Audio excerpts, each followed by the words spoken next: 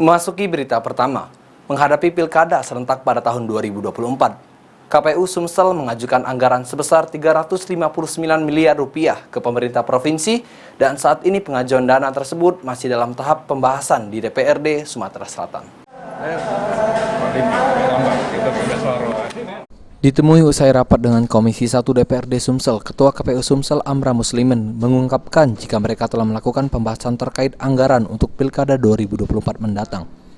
Jumlah anggaran yang diajukan oleh KPU Sumsel sendiri sebesar 359 miliar rupiah dan untuk tahap awal yaitu tahun 2023, KPU Sumsel mengajukan anggaran sebesar 30 miliar rupiah dan akan digunakan untuk proses sosialisasi. Sumatera Selatan dan DPR alokasi anggaran dari APBD itu sebesar 30 miliar. Sisanya nanti di anggaran tahun 2024. Itu untuk 2023 ini untuk tahap sosialisasi itu atau? Ya, persiapan tahapan sosialisasi, kemudian ada juga anggaran honorarium di situ. Kemudian ada juga anggaran pemeriksaan kesehatan bagi calon penyelenggara pemilu ya, calon PPK PPS. Terkait pengajuan anggaran yang dilakukan oleh KPU Sumsel, Komisi 1 DPRD Sumsel akan membahasnya dan perlu ada kesepakatan antara pemerintah provinsi dan kabupaten kota di Sumatera Selatan.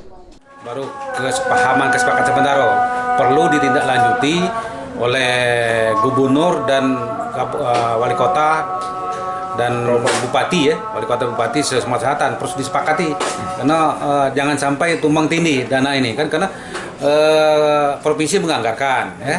Kemudian kabupaten menganggarkan masalah pemilu dan pemilihan umum serentak ini tahun 2024. Jadi harus ada komunikasi dulu yang baik dan untuk disepakati.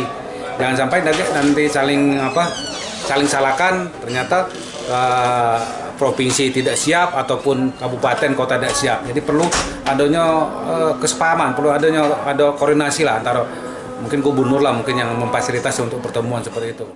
Sementara itu untuk anggaran pemilu serentak 2024, anggarannya akan diperoleh dari pusat. Firman Hidayat, PAL TV.